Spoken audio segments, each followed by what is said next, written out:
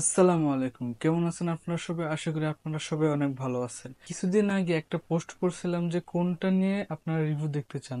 সেখানে বেশিরভাগ মানুষই ভোট করেছে হচ্ছে আইপ্যাডের রিভিউতে। তো আজকে আমি একটা আইপ্যাডের রিভিউ করতে যাচ্ছি, যেটা হচ্ছে একটা বাজেট ফ্রেন্ডলি আইপ্যাড। তো আর কথা না বাড়ায় শুরু করি আমাদের মেন ভিডিও।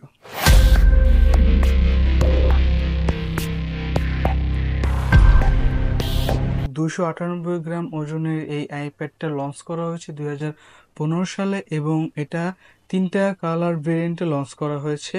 একটা হচ্ছে সিলভার, গোল্ডেন, স্পেস গ্রে। এই তিনটা কালারে এই আইপ্যাডটা লঞ্চ করা হয়েছে, এবং এই আইপ্যাডের মধ্যে দুইটা ভার্সন আছে। একটা হচ্ছে শুধু ওয়াইফাই ভার্সন, আর একটা হচ্ছে ওয়াইফাই এবং সিম ভার্সন।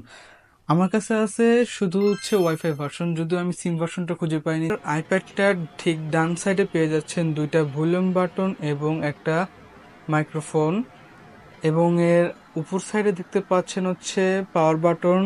তার সাইডে আছে 3.M হেডফোন জ্যাক, এবং বাম পাশটা থাকছে সম্পূর্ণ ক্লিয়ার, কোনো রকম বাটন বা কোনো রকমের কিছু দেখা নেই এই জায়গায়।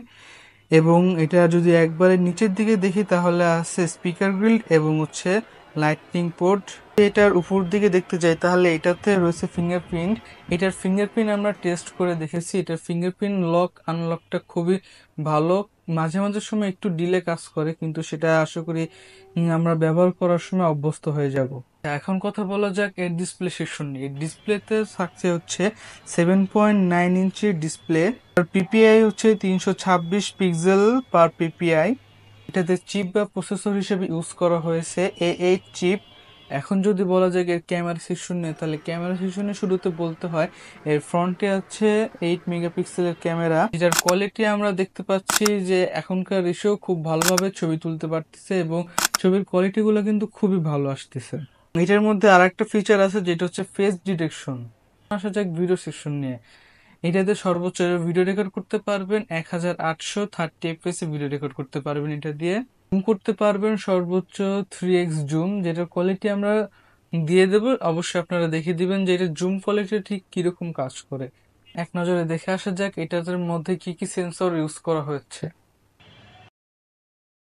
এখন যদি আমরা বলি ব্যাটারি সেকশন নিয়ে, তাহলে ব্যাটারি হচ্ছে আমরা 6 থেকে 5 ঘন্টার ব্যাটারি ব্যাকআপ পেয়েছি। যদি লং টাইম ইউজ করার পরে আমরা এই ব্যাটারি ব্যাকআপটা পেয়েছি 6 থেকে 7 ঘন্টার মতো ব্যাটারি ব্যাকআপটা, এবং এটা আশা করা যায় অনেকটুকু ভালো ব্যাটারি ব্যাকআপ। এখন বলা যাক এই আইপ্যাডটা কাদের জন্য। যারা হচ্ছে কম বাজেটের মধ্যে ছোট বাচ্চাদের জন্য নিতে চান বা নিজের কাজের জন্য নিতে চান, যেরকম ভিডিও কলে কথা বলা, জুম ক্লাস করা বা বিভিন্ন অফিসের কাজের জন্য, তাদের জন্য এই আইপ্যাডটা আশা করি খুব ভালো একটা হবে।